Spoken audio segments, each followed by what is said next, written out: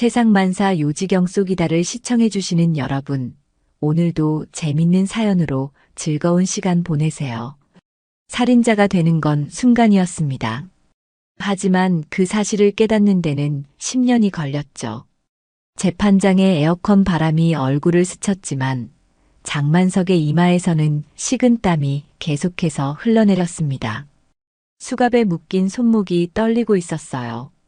60대 중반의 남자는 손수건으로 이마에 땀을 닦으려 했지만 손이 너무 떨려서 제대로 닦을 수조차 없었습니다. 마치 알코올 중독자처럼 몸이 경련을 일으키고 있었죠. 술 냄새가 배어있는 옷에서는 곰팡이 냄새가 났습니다. 겉보기에는 수의를 입은 것도 아닌데 왠지 이 자리가 사형 선고를 듣는 자리 같다는 생각이 들었어요. 장만석은 깊게 숨을 들이마시고 천천히 고개를 들어 법정을 둘러보았습니다. 눈앞이 흐릿했지만 판사가 위에서 그를 내려다보는 모습만은 선명하게 보였죠.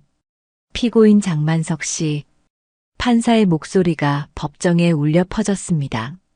장만석은 깜짝 놀라 몸을 떨었어요.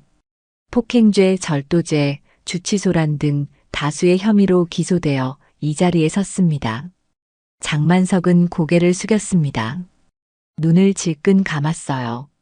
이게 다 꿈이면 좋겠는데. 장만석은 한때 대기업 임원이었습니다. 누구보다 완벽한 삶을 살았죠. 사람들이 부러워하는 가정과 재산, 사회적 지위가 있었어요. 하지만 지금 그의 모습은 10년 전의 그와는 전혀 달랐습니다. 포도주 자국이 얼룩덜룩하게 묻은 셔츠를 입고 3일은 씻지 않은 듯한 얼굴로 구겨진 양복 바지를 입고 있었죠. 형편없는 변호사와 함께 피고인석에 앉아있는 장만석의 모습은 누가 봐도 패배자 그 자체였습니다. 그때였어요.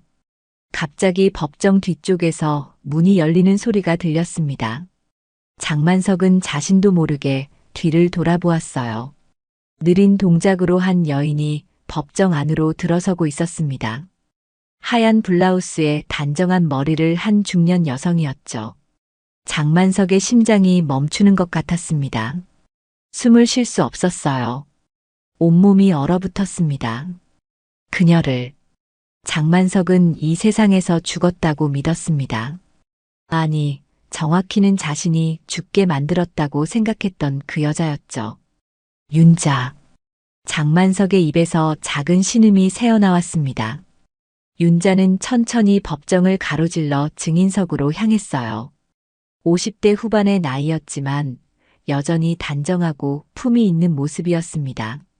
장만석이 기억하는 마지막 모습 그대로였죠.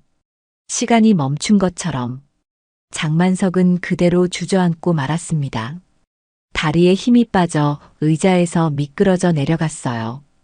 미친 거 아냐? 이건 악몽이야. 돌아가라고. 그는 중얼거렸습니다. 하지만 윤자는 조용히 걸어와서 증인석에 앉았습니다. 그녀의 표정은 차분했어요. 공포도 분노도 증오도 없었습니다. 그저 담담한 표정으로 앉아 있었죠. 그것이 오히려 장만석을 더 괴롭게 했습니다. 판사가 다시 발언했어요. 증인 윤자 씨, 선서를 해주시기 바랍니다. 윤자는 일어나 오른손을 들고 선서를 시작했습니다. 그녀의 목소리는 흔들림 없이 또렷했어요. 저는 진실만을 말하고 진실만을 말하겠으며 온전한 진실만을 말할 것을 맹세합니다. 장만석은 변호사의 팔을 붙잡고 귓속말로 속삭였습니다. 저 여자는 죽었어. 10년 전에 죽었다고. 어떻게 이럴 수가. 변호사는 장만석을 의아한 눈으로 바라보았어요. 무슨 말씀이세요? 증인 윤자 씨는 당신의 전처이고 현재 생존해 계십니다. 서류에 다 나와 있어요. 장만석의 눈에는 공포가 가득했습니다. 심판의 시간이 정말로 시작된 것이었죠. 10년 전 장만석은 성공한 사업가였습니다. 대기업 임원으로서 누구보다 열심히 살았고 그만큼 많은 것을 이루었죠. 50대 초반의 나이에 회사에서는 임원으로 승진했고 강남의 아파트 2채와 별장까지 소유하고 있었습니다. 남들이 보기에는 부러울 것 없는 삶이었어요.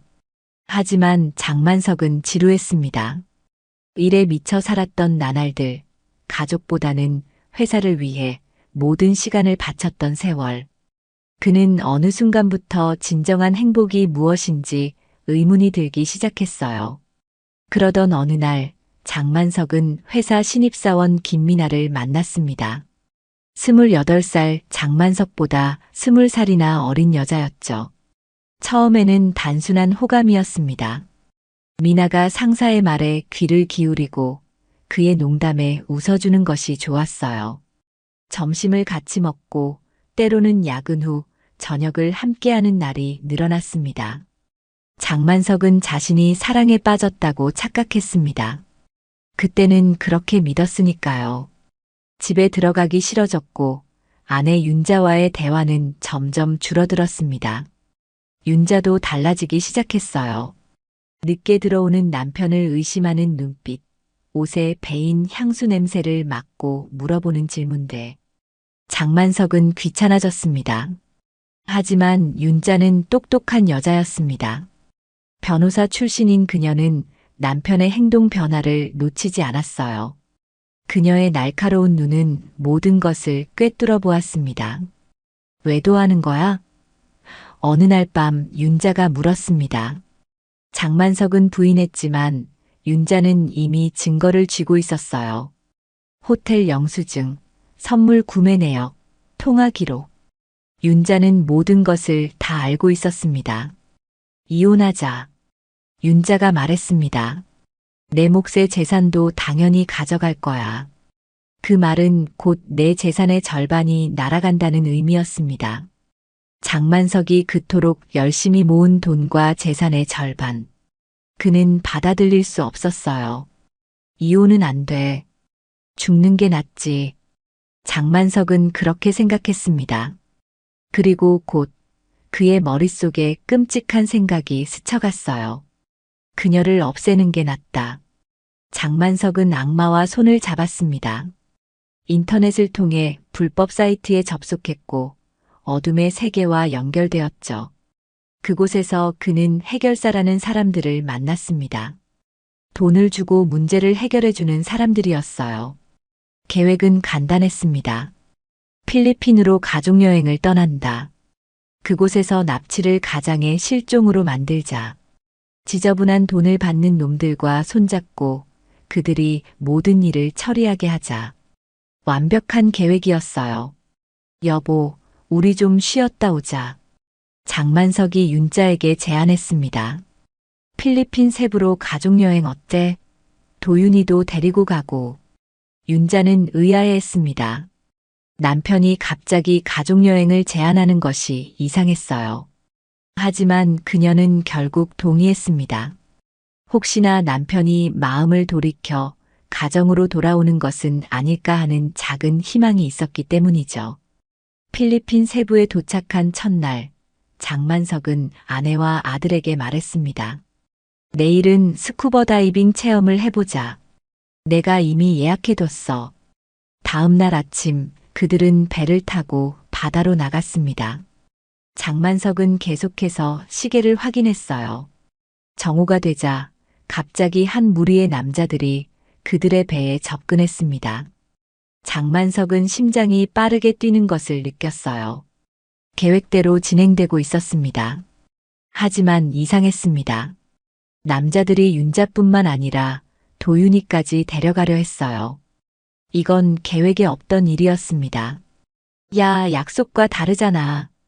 장만석이 소리쳤지만 남자들은 이미 윤자와 도윤을 끌고 가고 있었어요.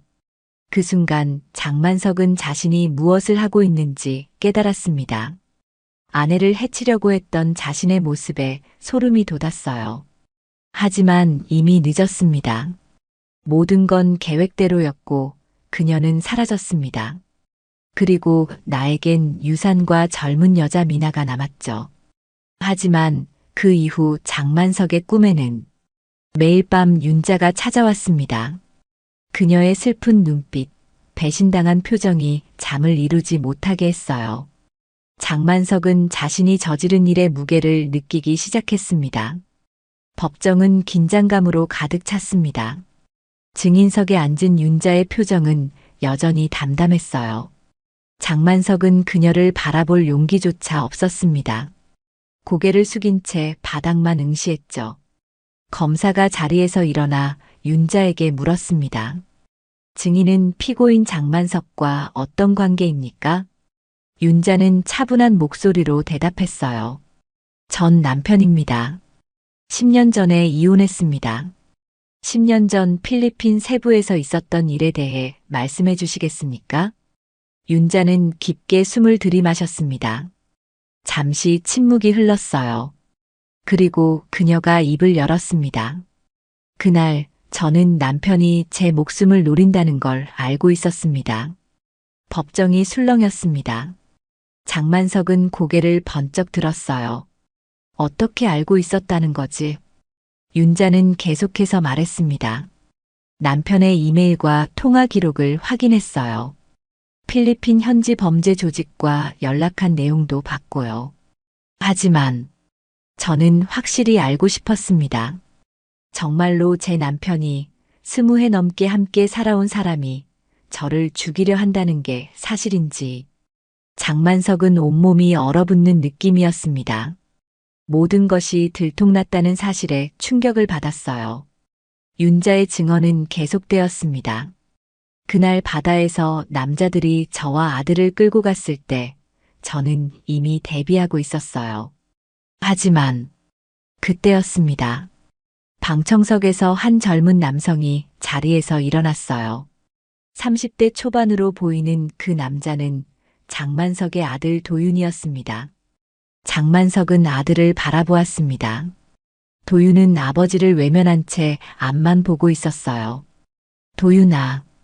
장만석이 작게 불렀지만 도윤은 반응하지 않았습니다. 판사가 물었어요. 방청인께서는 무슨 일이십니까? 도윤이 목소리를 높였습니다. 저는 장도윤입니다. 피고인의 아들이자 이 사건의 또 다른 증인입니다. 판사는 잠시 생각하더니 고개를 끄덕였어요. 진술하시겠다면 증인석으로 나오십시오. 도윤이 증인석으로 걸어갔습니다. 윤자는 자리에서 일어나 아들에게 자리를 내주었어요. 그들이 스치는 순간 짧은 눈빛을 교환했습니다. 장만석은 그 모습을 보며 가슴이 찢어지는 듯한 느낌을 받았어요. 도윤이 선서를 마치고 증언을 시작했습니다. 제가 어머니를 구했습니다. 장만석은 귀를 의심했습니다. 무슨 소리지? 도윤이 계속해서 말했어요.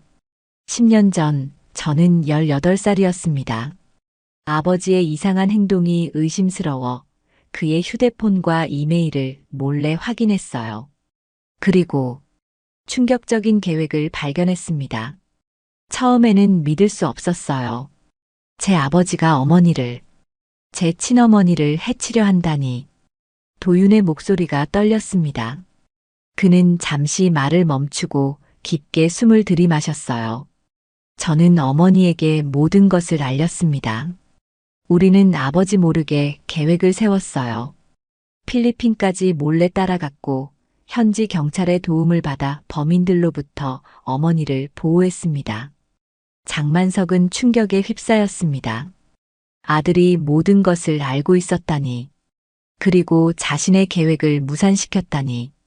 도윤이 계속했어요.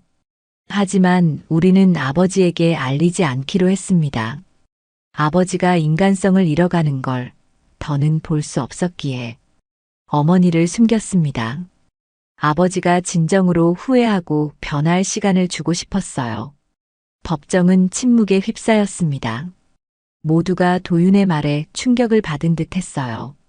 그런데 아버지는 점점 더 타락해 갔습니다. 어머니의 장례식을 치르고 그 여자와 살게 되었죠. 재산을 낭비하고 술에 빠져 살았어요. 저는 아버지를 지켜보면서 가슴이 아팠습니다. 10년 동안 지켜봤어요.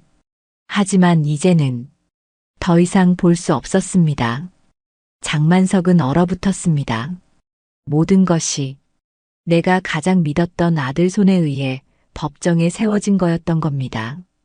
그는 절망감에 휩싸였어요. 검사가 물었습니다. 그래서 피고인이 재판을 받게 된 것도 증인의 고발 때문인가요? 도윤은 고개를 끄덕였어요. 네, 저는 아버지가 진심으로 자신의 잘못을 깨닫고 용서를 구하는 모습을 보고 싶었습니다. 이것이 아버지를 위한 마지막 기회라고 생각했어요. 장만석은 아들을 바라보았습니다. 도윤의 눈에는 실망과 슬픔, 그리고 작은 희망이 담겨 있었어요. 장만석은 자신이 얼마나 큰 실수를 했는지 깨달았습니다. 아내를 죽이려 했던 것뿐만 아니라 소중한 아들의 마음까지 망가뜨렸다는 사실이 그를 무겁게 짓눌렀어요. 장만석의 머릿속에 지난 10년의 기억이 물밀듯이 밀려왔습니다. 윤자가 사라진 후 그의 삶은 어떻게 변해갔는지 그 모든 기억이 파도처럼 밀려들었어요. 윤자의 장례식이 끝난 후 장만석은 일종의 해방감을 느꼈습니다. 죄책감도 있었지만 그것보다는 이제 미나와 자유롭게 만날 수 있다는 생각이 더 컸어요. 그는 적절한 애도 기간을 거친 후 미나를 자신의 집으로 데려왔습니다. 처음에는 모든 것이 완벽했어요. 미나는 장만석이 원하는 모든 것을 해주었고 그의 곁을 지켰습니다.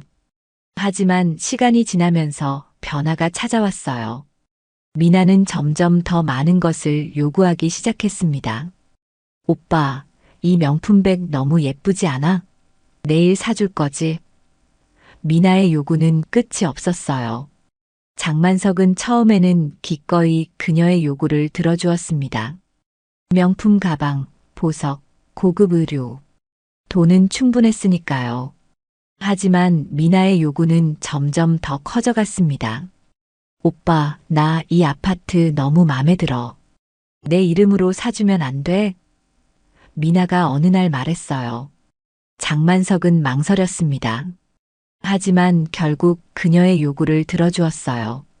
강남의 고급 아파트 한 채가 미나의 이름으로 넘어갔습니다. 그러던 어느 날 장만석이 예고 없이 일찍 집에 돌아왔을 때였어요.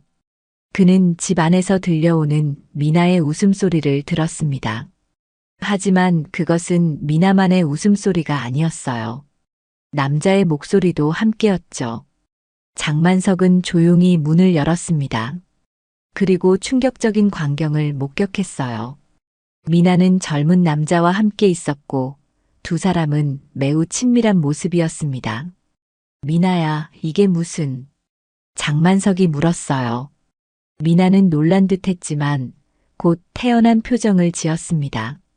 오빠, 이쯤에서 끝내는 게 좋겠어. 나 이제 진짜 사랑을 찾았어. 장만석은 무너졌습니다. 그가 그토록 믿었던 사랑은 단지 돈을 위한 연기였을 뿐이었어요. 미나의 눈엔 진정한 사랑은 없었습니다.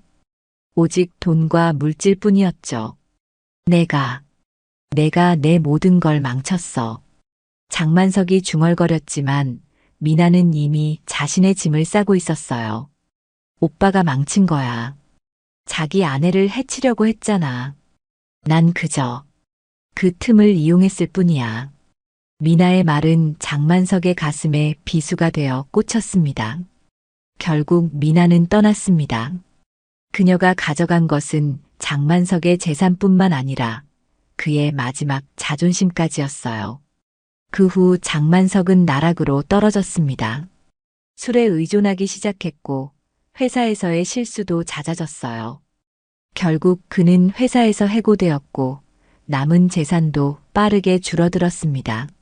하지만 가장 괴로운 것은 꿈이었어요. 매일 밤 장만석의 꿈속에는 윤자가 나타났습니다. 때로는 슬픈 표정으로, 때로는 분노한 표정으로.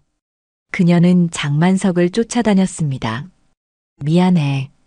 정말 미안해. 장만석은 꿈속에서 윤자에게 사과했지만 그녀는 항상 같은 말만 반복했어요. 왜 나를 죽이려 했어? 장만석은 점점 현실과 꿈의 경계를 구분하지 못하게 되었습니다. 그는 윤자가 실제로 살아있다고 믿기도 했고, 때로는 자신이 이미 죽어서 지옥에 있다고 생각하기도 했어요. 그의 유일한 위안은 술이었습니다. 술에 취하면 잠시나마 고통을 잊을 수 있었어요. 하지만 그것도 잠시뿐이었죠. 술이 깨면 더 큰 고통이 그를 기다리고 있었습니다. 장만석은 점점 더 폭력적으로 변해갔습니다.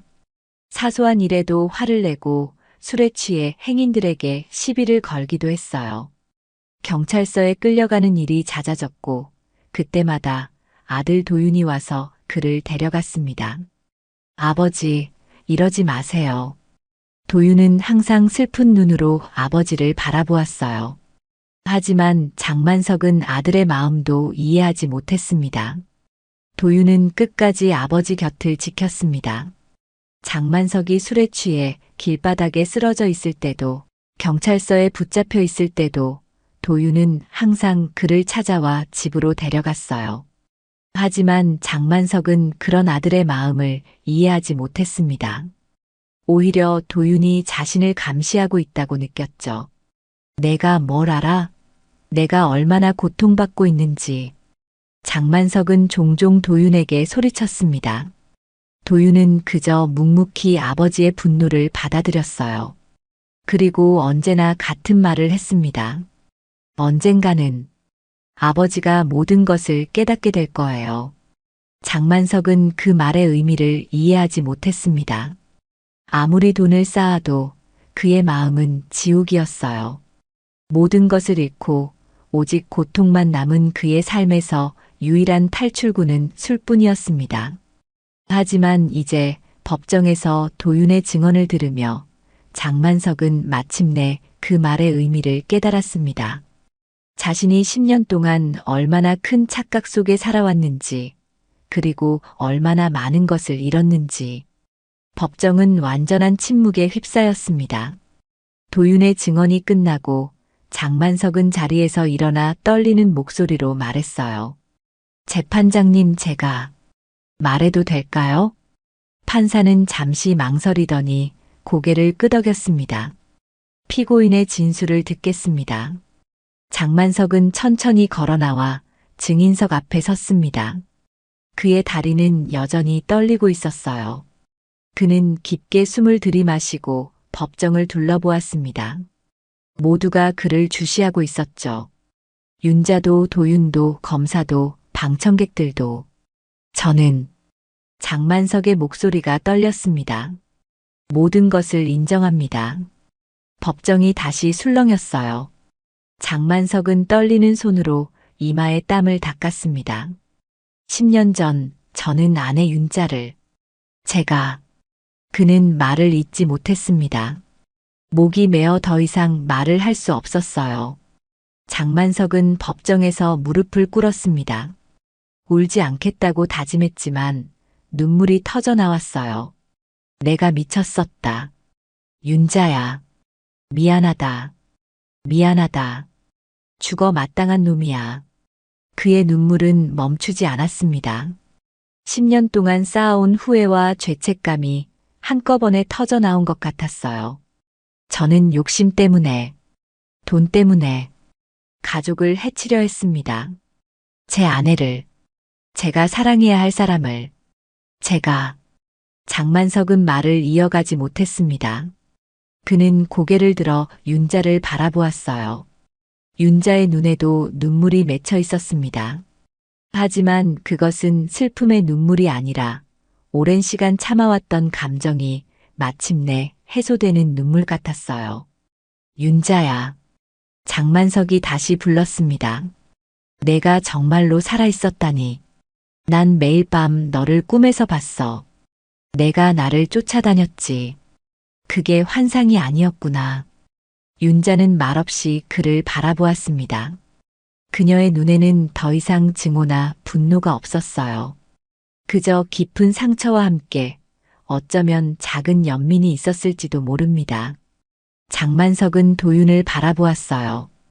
도윤아, 내가 어머니를 구했다니. 나는 정말 끔찍한 아버지였구나. 도윤은 고개를 숙였습니다. 그의 어깨가 흔들렸어요. 그도 울고 있었습니다. 장만석은 다시 법정을 향해 말했어요. 저는 제 죄를 인정합니다. 폭행, 절도, 주치소란. 그리고 무엇보다도 제 아내를 해치려 한 것. 모든 것이 사실입니다. 그 누구도 장만석을 옹호하지 않았습니다. 도윤도 고개를 돌렸어요. 윤자는 침묵 속에 고개를 끄덕일 뿐이었습니다. 장만석은 계속해서 말했어요. 저는 제 욕심 때문에 모든 것을 잃었습니다. 가족, 재산, 명예, 모든 것을. 그리고 가장 중요한 것은 제 영혼을 잃었습니다. 판사가 잠시 침묵하더니 물었습니다. 피고인, 법정에서의 진술은 이것으로 마치겠습니까? 장만석은 고개를 끄덕였어요. 네. 하지만 한 가지만 더 말씀드리고 싶습니다. 그는 다시 윤자를 바라보았습니다. 윤자야, 내가 용서하지 않는다는 거 알아. 용서받을 자격도 없고. 하지만 정말로 진심으로 미안해. 내가 너를 해치려 했던 것, 우리 가정을 망가뜨린 것, 모든 것이. 윤자는 천천히 일어나 장만석을 바라보았어요. 그녀의 눈에서 눈물이 흘러내렸습니다. 이제 와서 미안하다는 말이 무슨 의미가 있을까요? 윤자가 조용히 말했습니다. 10년이라는 시간. 그 시간 동안 저와 도윤이 얼마나 고통받았는지 아세요? 장만석은 고개를 숙였어요. 말할 수 있는 것이 아무것도 없었습니다. 윤자는 계속해서 말했습니다. 하지만 당신이 진심으로 자신의 잘못을 인정하는 모습을 보니 적어도 그것만큼은 용기가 필요했을 거예요. 그 말은 위로도 용서도 아니었습니다. 그저 사실을 말한 것뿐이었죠. 하지만 그 말이 장만석에게는 작은 위안이 되었어요. 법정은 다시 침묵에 휩싸였습니다. 장만석은 천천히 자리로 돌아갔어요. 그의 걸음은 무거웠지만 어쩐지 10년 만에 처음으로 가벼운 마음이 느껴졌습니다. 진실을 마주한 후에 묘한 해방감이었을까요? 선고일이 왔습니다. 장만석은 변호사 옆에 앉아 있었어요. 그의 모습은 지난번 법정에 섰을 때보다 훨씬 단정했습니다. 깨끗하게 면도를 하고 새 옷을 입었죠. 이제 그의 눈에서는 공포나 혼란이 사라지고 대신 담담한 체념이 자리 잡고 있었어요. 윤자와 도윤도 방청석에 앉아 있었습니다. 그들은 장만석을 바라보지 않았어요. 각자의 생각에 잠겨 있는 듯 했죠. 모두 일어서 주십시오. 재판장님께서 입장하십니다. 법원 직원의 안내에 모두가 자리에서 일어났습니다. 판사가 입장하고 자리에 앉자 모두 다시 자리에 앉았어요. 법정은 긴장감으로 가득 찼습니다. 피고인 장만석. 판사가 불렀습니다. 장만석은 천천히 일어났어요. 네, 재판장님. 판사는 서류를 살펴보더니 입을 열었습니다. 본 법원은 피고인 장만석에 대한 심리를 마치고 판결을 내리고자 합니다. 장만석은 깊게 숨을 들이마셨습니다. 이미 결과는 뻔했어요. 그는 자신의 죄를 모두 인정했고 변명의 여지가 없었습니다. 피고인 장만석은 폭행죄, 절도죄, 주치소란 등의 혐의로 기소되었으며 판사는 각각의 혐의에 대해 설명했습니다. 장만석은 묵묵히 들었어요. 마지막으로 판사는 가장 중요한 혐의를 언급했습니다. 그리고 무엇보다도 약취 및 살인미수 의도에 대한 혐의. 법정이 다시 조용해졌습니다. 모두가 판사의 다음 말을 기다리고 있었어요. 본 법원은 증거와 증언을 검토한 결과 피고인이 10년 전 아내 윤자 씨를 해치려 한 의도가 있었음을 인정합니다. 장만석은 고개를 숙였습니다. 그것은 사실이었어요. 그러나 판사가 계속했습니다. 본 사건의 특수성을 고려하여 장만석 피고인에게 징역 3년에 집행유예 5년을 선고합니다. 법정이 다시 술렁였어요. 장만석도 놀란 표정이었습니다. 그는 실형을 각오하고 있었습니다. 다만 판사가 다시 말했습니다. 피고인은 법원이 지정하는 정신 상담 프로그램을 이수해야 하며 사회봉사 200시간을 완수해야 합니다. 또한 피해자 윤자 씨에게 적절한 보상을 해야 합니다. 장만석은 믿을 수 없다는 표정이었어요. 그는 윤자와 도윤을 바라보았습니다. 그들의 표정에도 놀라움이 역력했죠. 이상으로 선고를 마칩니다. 판사는 망치를 두드렸고 법정은 해산되었습니다. 변호사가 장만석에게 다가왔어요. 생각보다 가벼운 형이네요. 윤자 씨가 탄원서를 제출했다고 합니다.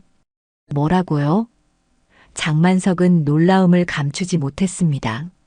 네, 윤자 씨가 당신의 형량을 줄여달라고 요청했어요. 그녀의 탄원이 큰 영향을 미쳤을 겁니다. 장만석은 말문이 막혔습니다. 윤자가 자신을 위해 탄원서를 제출했다니 그는 이해할 수 없었어요.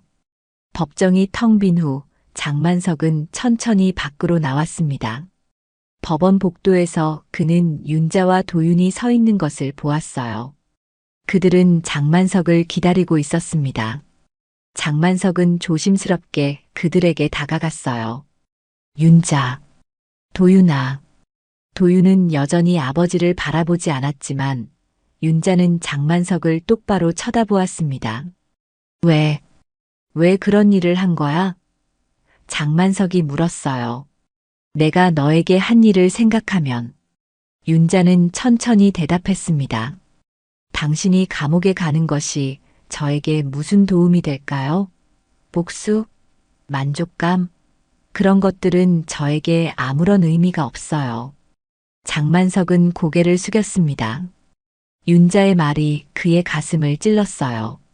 그때 죽었더라면 지금보다 편했을까요?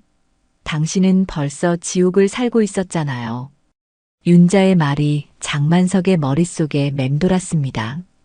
그녀의 말은 사실이었어요. 장만석은 지난 10년 동안 자신만의 지옥에서 살아왔습니다. 죄책감, 후회, 자기 혐오. 그 모든 것들이 그를 지옥으로 몰아넣었죠. 이제 어떻게 해야 할지 모르겠어. 장만석이 중얼거렸습니다. 윤자는 그를 바라보다가 말했어요. 처음부터 다시 시작하세요. 진정한 반성으로 새로운 삶을 살아보세요. 그 말은 용서가 아니었습니다. 단지 앞으로 나아갈 방향을 제시한 것뿐이었죠. 하지만 장만석에게는 그것만으로도 충분했어요. 도윤이 마침내 입을 열었습니다. 아버지, 저는 당분간 아버지를 만나지 않을 거예요. 제가 아직은 마음의 준비가 되지 않았습니다. 장만석은 아들의 말에 가슴이 아팠지만 이해했어요. 그래, 내 마음이 준비될 때까지 기다릴게. 윤자와 도윤은 장만석에게 작별 인사를 하고 떠났습니다. 그들의 뒷모습을 바라보며 장만석은 자신이 잃어버린 것이 얼마나 소중했는지 다시 한번 깨달았어요. 법원을 나오면서 장만석은 하늘을 올려다보았습니다. 구름 한 점 없는 맑은 하늘이었어요. 마치 새로운 시작을 알리는 듯 했습니다. 선고 후 몇 주가 지났습니다. 장만석은 집행유예 판결을 받았지만 법원이 지정한 정신 상담 프로그램에 참여하기 위해 특별시설에 입소했어요. 그곳은 감옥은 아니었지만 엄격한 규칙이 있는 폐쇄적인 공간이었습니다. 그의 방은 작고 단출했어요. 침대 하나와 책상, 의자가 전부였습니다. 창문 너머로는 높은 담장이 보였죠. 하지만 장만석에게는 이 작은 방이 오히려 편안하게 느껴졌습니다. 바깥 세상의 유혹과 압박으로부터 벗어나 자신을 돌아볼 수 있는 공간이었으니까요. 처음 며칠은 적응하기 힘들었습니다. 술이 없어 금단 현상이 나타났고 밤에는 악몽에 시달렸어요. 하지만 시간이 지나면서 그의 몸과 마음은 조금씩 안정을 찾아갔습니다. 상담 선생님은 장만석에게 일기를 쓰라고 권했어요. 자신의 생각과 감정을 솔직하게 적어보세요. 그것이 치유의 첫걸음입니다. 장만석은 처음으로 종이와 펜을 들었습니다. 무엇을 써야 할지 막막했어요. 하지만 천천히 그는 자신의 이야기를 풀어내기 시작했습니다. 나는 돈만 믿고 살았고 결국 아무것도 가진 게 없었다.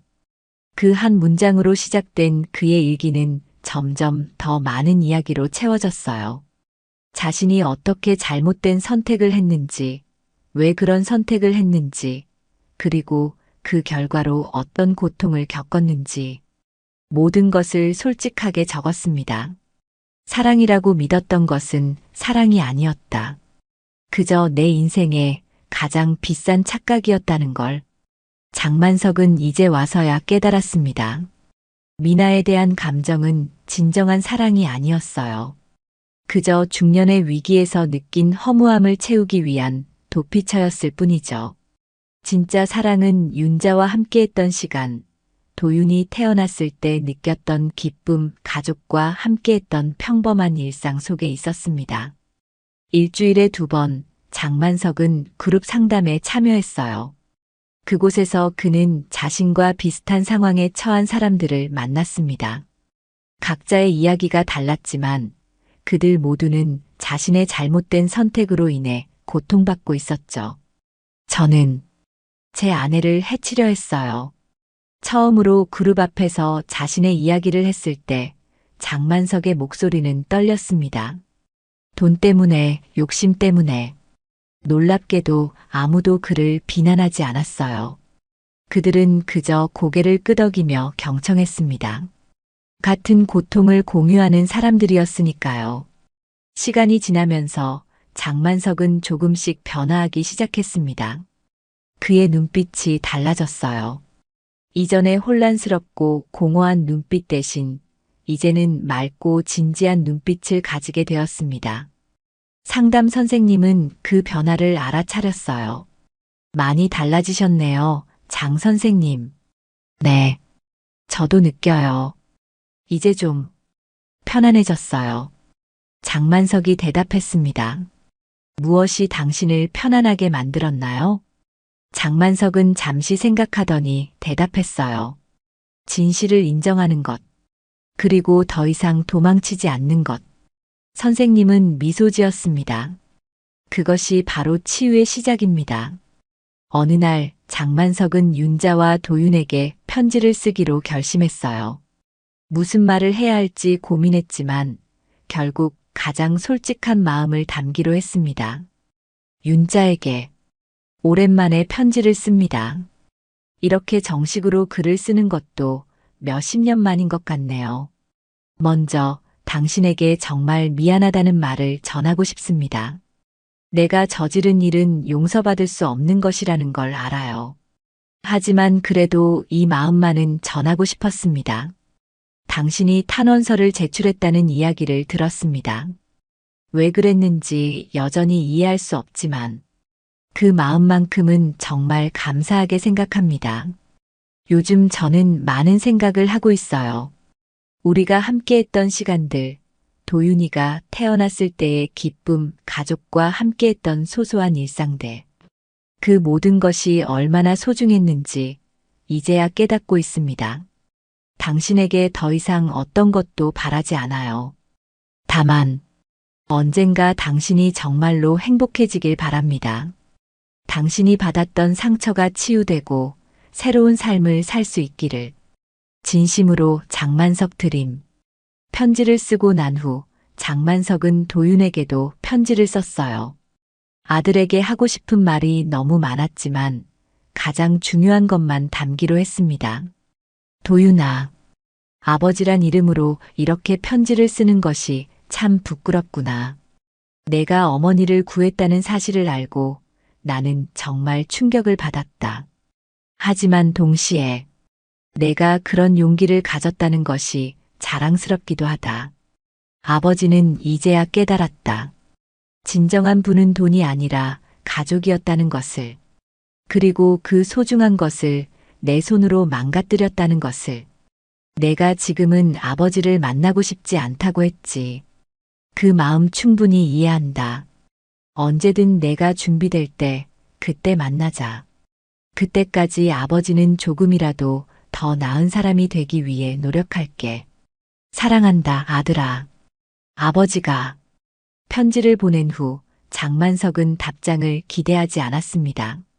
단지 자신의 마음을 전하고 싶었을 뿐이었어요. 하지만 놀랍게도 일주일 후 도윤에게서 짧은 답장이 왔습니다. 아버지, 편지 잘 받았습니다. 저도 언젠가 아버지를 다시 만날 날이 오길 바랍니다. 그때까지 건강하세요. 마이너스 도윤. 짧은 메시지였지만 장만석에게는 큰 위안이 되었어요. 아직 희망이 있다는 것, 언젠가는 아들과 다시 만날 수 있다는 것. 그것만으로도 충분했습니다. 몇 달 후 장만석은 상담 프로그램을 성공적으로 마쳤습니다. 그는 이제 사회로 돌아갈 준비가 되어 있었어요. 물론 아직도 해야 할 사회봉사가 남아 있었고 정기적인 상담도 계속해야 했지만 적어도 그 폐쇄적인 시설을 떠날 수 있게 되었습니다. 퇴소하기 전날 밤 장만석은 창문 밖 별을 바라보며 생각에 잠겼어요. 그는 이제 어디로 가야 할지, 어떻게 새로운 삶을 시작해야 할지 고민하고 있었습니다. 다음 날 아침 그가 짐을 챙기고 있을 때 면회 요청이 왔다는 소식을 들었어요. 누구세요? 장만석이 물었습니다. 윤자 씨라고 하십니다. 직원이 대답했어요. 장만석은 놀라움에 말을 잇지 못했습니다. 윤자가 그를 만나러 온 것이었어요. 그는 서둘러 면회실로 향했습니다. 문을 열고 들어서자 윤자가 조용히 앉아 있었어요. 그녀는 여전히 단정한 모습이었습니다. 푸른색 원피스를 입고 단정하게 머리를 묶은 모습이었죠. 윤자. 장만석이 불렀습니다. 윤자는 고개를 들어 그를 바라보았어요. 많이 달라지셨네요. 장만석은 자리에 앉았습니다. 그는 무슨 말을 해야 할지 몰랐어요. 할 말이 너무 많은 동시에 아무 말도 할 수 없었습니다. 편지 잘 받았어요. 윤자가 먼저 입을 열었습니다. 답장은 기대하지 않았어. 장만석이 대답했어요. 윤자는 미소 지었습니다. 아주 작고 쓸쓸한 미소였죠. 나도 답장을 쓸 생각은 없었어요. 하지만 직접 만나야겠다는 생각이 들었어요. 장만석은 고개를 끄덕였습니다. 어떻게 지내? 괜찮아요. 일도 다시 시작했고 도윤이도 잘 지내고 있어요. 다행이네. 장만석은 정말로 그렇게 생각했습니다. 윤자와 도윤이 잘 지내고 있다는 사실이 그에게는 큰 위안이 되었어요. 침묵이 흘렀습니다. 두 사람 사이에는 말로 표현할 수 없는 많은 감정이 흐르고 있었어요. 이제 어떻게 할 거예요? 윤자가 물었습니다. 장만석은 잠시 생각하더니 대답했어요. 아직 확실하지는 않아. 하지만 새로 시작하고 싶어. 작은 일부터 차근차근. 윤자는 고개를 끄덕였습니다. 그게 좋겠네요. 다시 침묵이 이어졌어요. 그리고 윤자가 조심스럽게 물었습니다. 아직도 꿈에서 나를 봐요? 장만석은 놀랐습니다. 그 질문은 예상치 못한 것이었어요. 어떻게 알았어? 당신이 법정에서 그렇게 말했잖아요. 매일 밤 꿈에서 나를 봤다고. 장만석은 고개를 끄덕였습니다. 그래. 10년 동안 매일 밤 당신이 나를 쫓아다녔어. 어떤 때는 슬픈 표정으로, 어떤 때는 분노한 표정으로. 하지만 항상 같은 질문을 했지. 왜 나를 죽이려 했어? 윤자의 눈에 눈물이 맺혔습니다. 그녀는 말없이 장만석을 바라보았어요. 하지만 이제는 좀 편해졌어. 장만석이 계속했습니다. 이곳에 온 후로 당신이 꿈에 나타나는 횟수가 줄었어. 그리고 이제는 당신이 나를 쫓지 않아. 그저 멀리서 바라볼 뿐이야. 윤자는 손수건으로 눈물을 닦았습니다. 저는 당신을 용서하지 않았어요. 장만석은 고개를 끄덕였어요. 알아. 그럴 자격도 없고. 하지만 윤자가 계속했습니다. 나도 끝내고 싶어서 왔어요. 장만석은 그녀를 바라보았습니다. 끝내고 싶다니? 이 이야기, 이 관계, 이 모든 것을 끝내고 싶어요. 윤자의 목소리는 차분했어요. 우리는 이제 각자의 삶을 살아야 해요. 당신도 나도 도윤이도. 장만석은 그 말을 이해했습니다. 그것은 용서가 아니었어요. 하지만 일종의 화해였습니다. 서로의 삶을 인정하고 각자의 길을 가는 것. 그것이 그들에게 가능한 최선의 결말이었습니다. 고마워, 윤자야. 장만석이 속삭였어요. 서울의 한 대학병원 응급실. 차가운 겨울바람이 문틈 사이로 스며드는 밤이었습니다. 응급의학과 전문의 김석현은 15시간째 이어지는 당직 근무에도 지친 기색 하나 내비치지 않았습니다. 오히려 더 꼼꼼하게 환자 차트를 확인하며 바삐 움직였죠. 김석현은 어린 시절부터 의사가 되겠다는 꿈을 꾸었습니다. 그 꿈을 이루기까지의 과정은 순탄치 않았지만 그는 한 번도 포기하지 않았죠. 고등학교 시절에는 매일 새벽 4시에 일어나 공부했고 하교 후에는 도서관에서 밤늦게까지 공부를 이어갔습니다. 공장에서 일하는 어머니를 위해서라도 꼭 성공해야 했습니다. 장학금을 받기 위해 전교 1등을 놓치지 않았고 결국 의과대학에 합격했죠. 의대생 시절에는 살인적인 커리큘럼 속에서도 늘 최상위권을 유지했고 전공의 시절에는 선배 의사들 사이에서도 실력을 인정받았습니다. 김 선생처럼 꼼꼼하고 성실한 의사가 있다는 게 우리 병원의 자랑이에요. 동료 의사들의 이런 평가는 결코 과찬이 아니었습니다.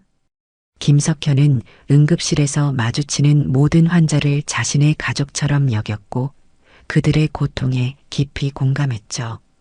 특히 홀로 아이를 키우는 부모나 어려운 환경의 환자들을 대할 때면 더욱 각별한 마음을 쏟았습니다.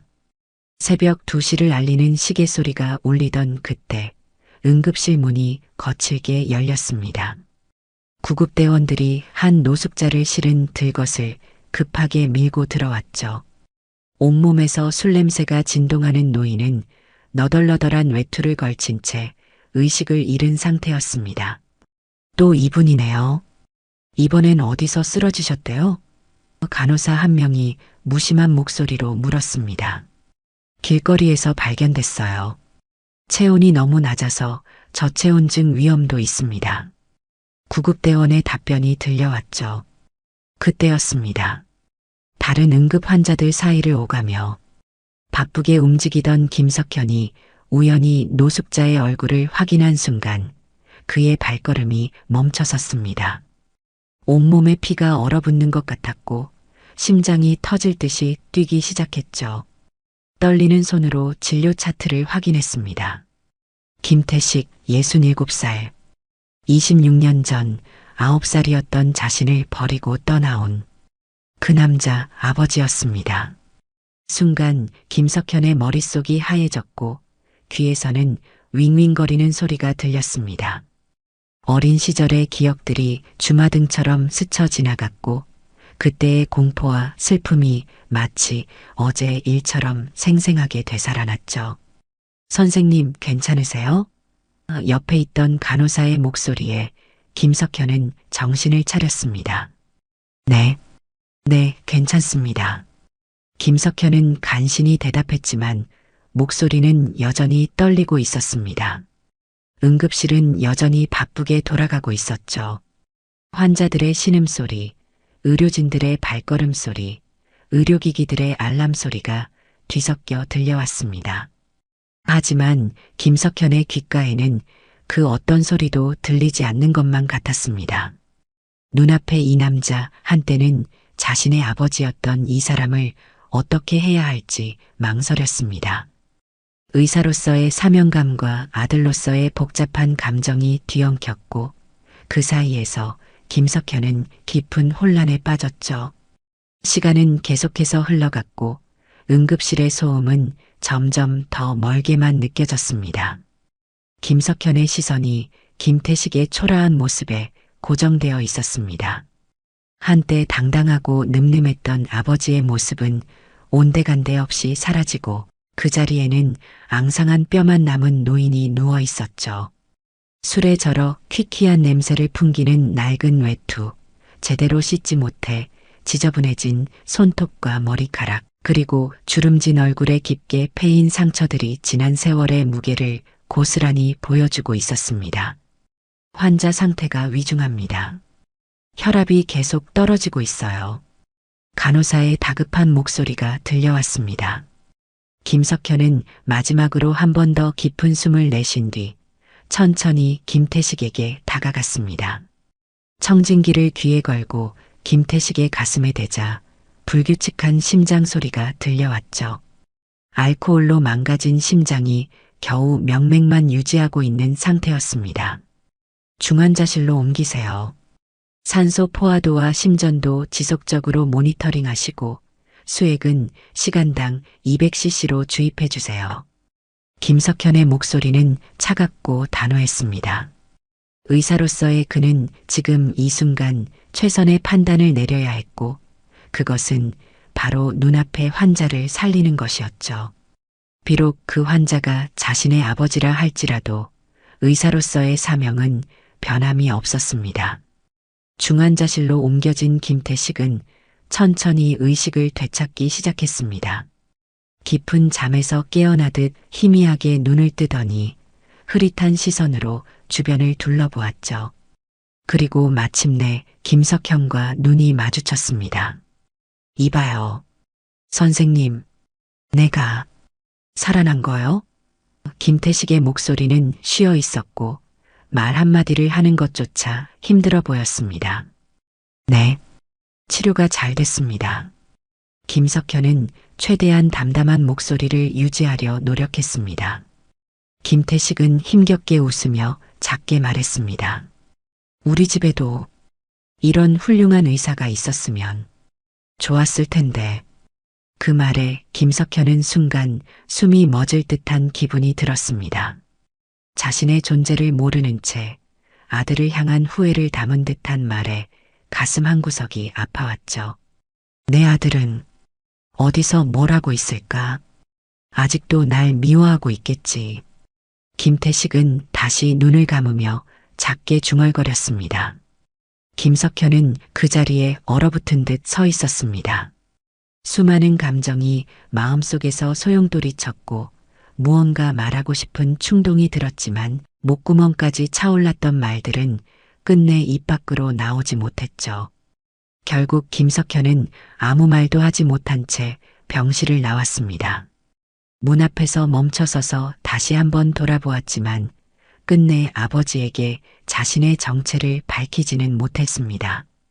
그저 묵묵히 복도를 걸어가는 발걸음이 무겁기만 했죠. 며칠이 지났고 김태식의 상태는 점차 안정을 찾아갔습니다. 의식도 또렷해졌고 신체 기능도 정상으로 돌아오기 시작했죠. 하지만 김석현의 마음은 더욱 복잡해져만 갔습니다. 선생님, 환자분 상태가 많이 좋아지셨어요. 이제 퇴원을 고려해 볼 수 있을 것 같습니다. 수석 간호사가 차트를 들고 와서 보고했습니다. 그렇군요. 김석현은 무거운 한숨을 내쉬었습니다. 병실 앞을 서성이던 김석현은 결국 발걸음을 돌렸습니다. 복도 끝 자신의 진료실로 향하는 동안 머릿속은 온통 혼란스러웠죠. 진료실 문을 닫고 의자에 앉자마자 서랍 깊숙이 넣어두었던 오래된 가족사진 한 장을 꺼내 들었습니다. 사진 속에는 행복해 보이는 세 사람이 있었습니다. 9살의 김석현, 그리고 젊은 시절의 부모님. 아버지 김태식은 환한 미소를 짓고 있었고, 어머니는 따스한 눈빛으로 아들을 바라보고 있었죠. 그때만 해도 그들은 평범하지만 행복한 가족이었습니다. 어머니, 김석현은 사진 속 어머니의 모습을 오랫동안 바라보았습니다. 어머니는 늘 말씀하셨죠. 미움도 마음을 다치게 하는 병이란다. 내 마음에 미움이 자리 잡지 않게 조심하렴. 하지만 지금 김석현의 마음속에는 여전히 그 병이 자리 잡고 있었습니다. 밤이 깊어갔습니다. 병원은 한밤중에 정막 속에 잠겨 있었고 희미한 형광등 불빛만이 복도를 비추고 있었죠. 김석현은 마지막 회진을 돌며 김태식의 병실 앞에 다다랐습니다. 문틈 사이로 새어나오는 불빛 속에서 김태식은 깊은 잠에 빠져 있었습니다. 늙고 지친 얼굴, 주름진 손, 그리고 깊이 패인 눈가의 주름들. 세월은 그에게도 가혹했던 모양입니다. 아버지. 처음으로 그 단어가 김석현의 입에서 떨어졌습니다. 26년 만에 처음으로 부른 아버지라는 단어가 낯설게 느껴졌습니다. 그동안 얼마나 많은 밤을 이 사람을 원망하며 보냈던가요? 얼마나 많은 순간 이 사람의 존재를 지우려 했던가요? 하지만 지금 병실 문 앞에 서서 잠든 아버지의 모습을 바라보니 마음 한구석이 아려왔습니다. 김석현은 조용히 병실 문을 열었습니다. 침대 옆 의자에 앉아 김태식의 모습을 바라보았죠. 산소 마스크 아래로 들리는 잔잔한 숨소리, 심전도 모니터의 규칙적인 소리, 그리고 점적액이 떨어지는 소리만이 정막을 깨고 있었습니다. 이제 어떻게 해야 할까요? 김석현은 마치 어머니께 묻는 것처럼 작은 목소리로 중얼거렸습니다. 그때 김태식이 잠결에 무언가 중얼거렸습니다. 미안하다.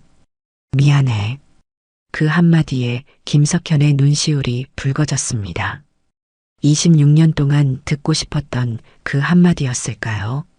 아니면 그저 술에 취한 사람의 헛소리였을까요? 김석현은 알 수 없었습니다. 이튿날 아침, 김석현은 평소보다 일찍 출근했습니다. 밤새 잠을 이루지 못했고 머릿속은 여전히 복잡했죠. 아침 회진을 시작하기 전 김태식의 차트를 다시 한번 꼼꼼히 살펴보았습니다. 오늘 퇴원하시겠다고 하네요. 담당 간호사가 전해주는 말에 김석현은 고개를 들었습니다. 퇴원이요? 아직 조금 더 경과를 지켜봐야 할 것 같은데. 김석현의 목소리에는 걱정이 묻어났습니다. 환자분이 고집을 부리시네요. 더 이상 병원비가 없다고. 간호사의 말에 김석현은 깊은 한숨을 내쉬었습니다. 아침 회진 시간, 김석현은 마지막으로 김태식의 병실을 찾았습니다. 병실 문을 열자 김태식은 이미 낡은 외투를 걸치고 있었죠. 창가에 서서 멍하니 바깥을 바라보고 있는 모습이 왠지 쓸쓸해 보였습니다. 퇴원하시려고요? 김석현이 조심스럽게 물었습니다. 네. 이제 그만 가봐야 할 것 같습니다. 김태식은 고개를 돌려 김석현을 바라보았습니다. 좀 더 치료받으시는 게 좋을 것 같은데요. 김석현의 말에 김태식은 쓴웃음을 지었습니다. 이 정도면 충분합니다. 선생님 덕분에 많이 좋아졌어요. 이런 늙은이를 살려주셔서 정말 감사합니다. 김석현은 무언가 말하려다 입을 다물었습니다. 목구멍까지 차올랐던 아버지라는 말이 다시 한번 삼켜졌죠. 그저 의사와 환자로서의 마지막 인사만을 나눌 수밖에 없었습니다. 앞으로는 술을 절제하셔야 합니다. 그리고 규칙적인 식사와 충분한 휴식이 필요해요. 의사로서 할 수 있는 마지막 당부를 전했습니다. 김태식은 고개를 끄덕이며 병실을 나섰습니다. 그의 발걸음은 여전히 불안정했고 어깨는 무겁게 처져 있었죠. 복도를 걸어가는 뒷모습이 점점 멀어져 갔습니다. 김석현은 그 자리에 서서 아버지의 뒷모습을 바라보았습니다. 마음 한구석에서는 뛰어가 붙잡고 싶은 충동이 일었지만 발걸음은 움직이지 않았죠. 그렇게 26년 전처럼 다시 한번 아버지를 보내야만 했습니다. 저기, 선생님, 병실을 나서려던 김태식이 갑자기 걸음을 멈추고 뒤돌아보았습니다. 혹시 제 아들이 선생님 같은 의사가 되었을까요? 김태식의 목소리는 떨렸고 눈가에는 희미한 눈물이 맺혔습니다. 김석현은 잠시 말을 잃었습니다. 가슴 한구석이 아프게 조여왔죠. 좋은 의사가 되었을 겁니다. 겨우 그 한마디를 내뱉을 수 있었습니다. 며칠이 지났습니다. 김석현은 여전히 응급실에서 바쁘게 환자들을 돌보고 있었지만 마음 한구석에는 무거운 짐이 남아있는 듯했죠. 문득 응급실 문이 열릴 때마다 아버지가 다시 실려올까 하는 생각에 가슴이 철렁 내려앉곤 했습니다. 선생님, 이거 보세요. 어느 날 아침 수간호사가 작은 종이 한 장을 들고 왔습니다. 퇴원하시던 날 김태식 환자분이 남기고 가셨어요. 지금에서야 발견했네요. 간호사는 조심스럽게 종이를 건넸습니다. 김석현은 떨리는 손으로 그 종이를 펼쳤습니다. 삐뚤빼뚤한 글씨로 쓰여진 편지였죠. 선생님께 감사드립니다. 평생을 망쳐온 내게도 한 번쯤 이런 좋은 의사가 나타날 줄 몰랐습니다. 내 아들도 어디선가 잘 살고 있었으면 좋겠습니다. 글씨 끝자락이 번져 있었습니다. 마치 눈물이 떨어진 자국 같았죠. 김석현은 한동안 그 자리에 서서 편지를 바라보았습니다. 아버지의 마지막 모습이 눈앞에 아른거렸고 그날 밤 잠결에 들었던 미안하다는 말이 귓가에 맴돌았습니다. 선생님 괜찮으세요?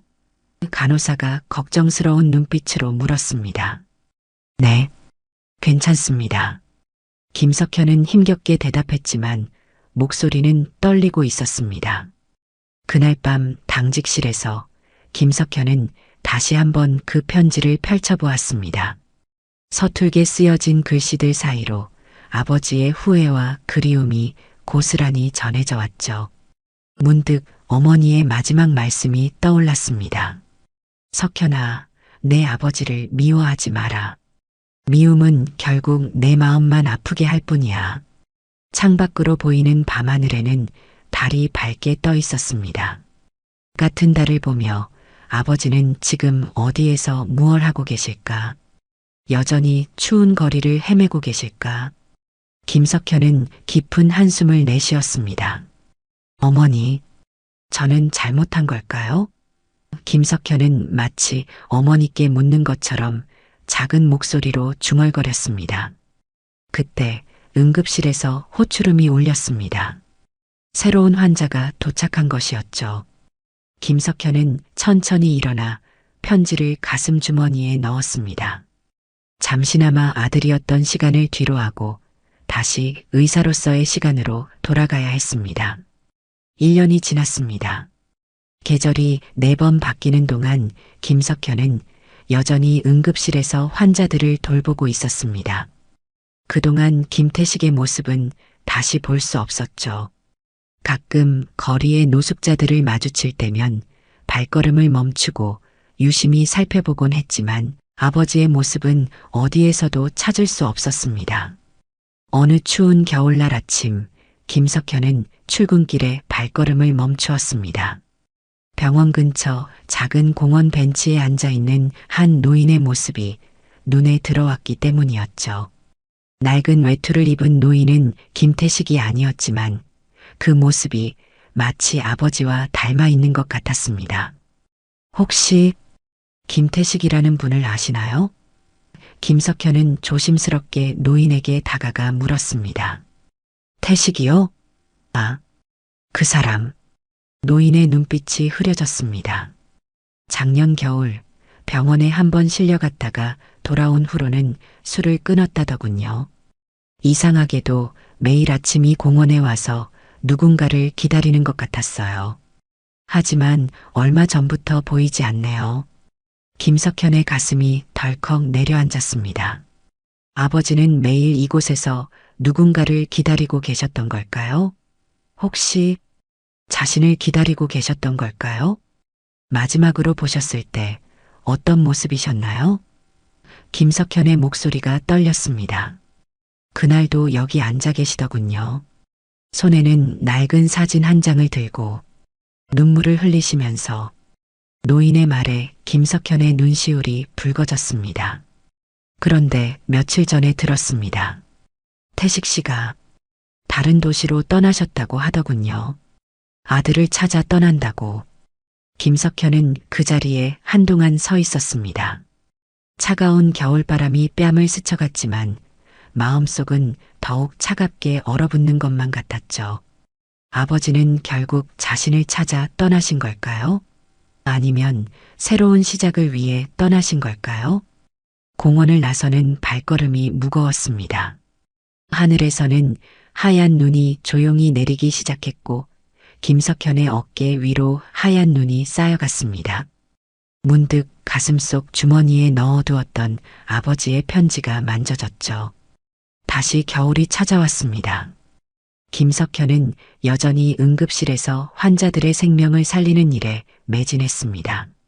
하지만 이제는 매일 아침 출근길에 그 공원 벤치를 바라보는 습관이 생겼죠. 아버지가 떠나신 후로 1년이 더 지났지만 혹시나 하는 마음에 발걸음을 멈추곤 했습니다. 선생님, 오늘도 그 벤치를 보고 계시네요. 동료 의사가 다가와 말을 걸었습니다. 네, 그러게요.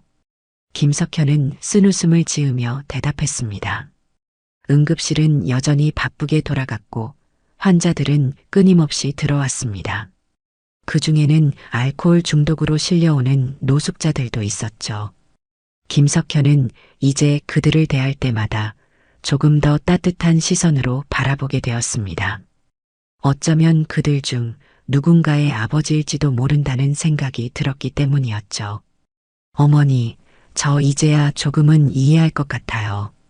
퇴근길, 김석현은 어머니의 사진을 보며 중얼거렸습니다. 서랍 속에는 여전히 그날의 편지가 고이 접혀 있었습니다. 종이는 누렇게 바래졌지만 그 속에 담긴 아버지의 마음은 여전히 선명했죠. 이제는 가끔 그 편지를 꺼내볼 때마다 예전처럼 가슴이 아프지만은 않았습니다. 아버지는 어디서 뭘 하고 계실까? 창밖으로 보이는 하늘을 바라보며 김석현은 생각했습니다. 어쩌면 다른 도시에서 새로운 삶을 시작하셨을지도 모릅니다. 혹은 여전히 아들을 찾아 떠돌고 계실지도 모르죠. 하지만 이제 김석현은 알고 있었습니다. 그날 응급실에서 만난 순간부터 아버지와 아들은 서로의 마음속에 조금씩